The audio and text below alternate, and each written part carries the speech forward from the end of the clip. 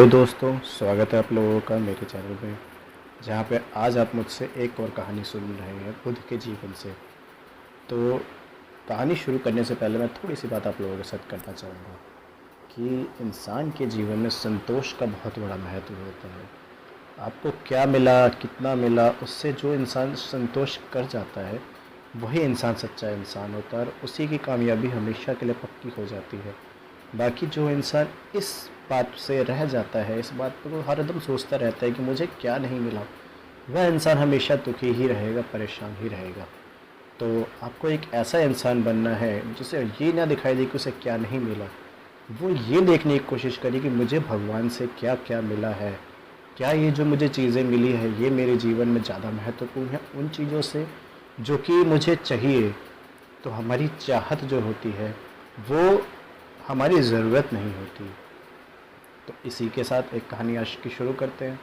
तो इस कहानी का नाम है अमरत्व का फल। अमरत्व मतलब इमोर्टलिटी जिसे इंग्लिश में कहते हैं। एक दिन एक किसान बुद्ध के पास आया और बोला, महाराज, मैं एक साधारण किसान हूँ। बीज बोकर हल चलाकर अनाज उत्पन्न करता हूँ।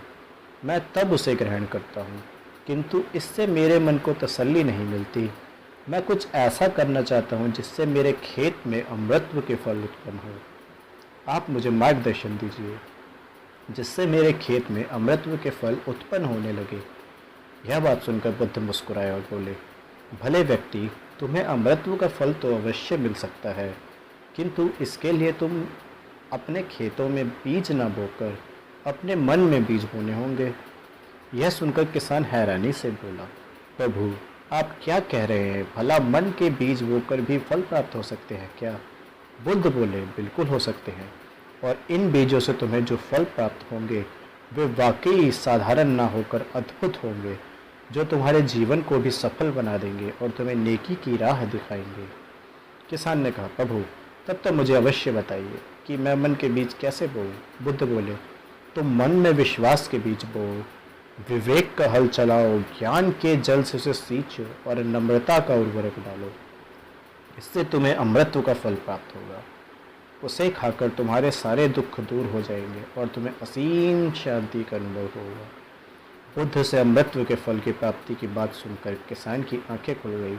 वह समझ गया कि अमृतत्व का फल स्वदेचारियों के द्वारा ही प्राप्त किया जा सकता है। तो इस कहानी में आप लोगों ने देखा कि किस तरह किसान के मन में एक परिवर्तन सा आया। उसने सोचा कि मैं किस चीज़ के पीछे भाग रहा हूँ, वो मेरे लिए इतनी ज़रूरी नहीं है, और अगर मुझे उस चीज़ को पाना भी है तो मैं एक इमेजिनरी काल्पनिक चीज़ के पीछे ना भागते हुए एक ऐसी चीज़ के पीछे भागूं जो मैं कर सकता हूँ। यानी कि यहाँ पे बुद्ध बताना चाहते हैं आप अपनी मेहनत से सब कुछ पा सकते हैं। आपको क्या रखना है? आपको नम्रता रखना है और सब्र रखना है। सब मिलेगा आपके जीवन में अगर आपने मेहनत करी है। मेहनत कभी आपका खाली नहीं जाएगा। तो आज की वीडियो फिर यहीं ओवर करते हैं। Have a nice day, good bye.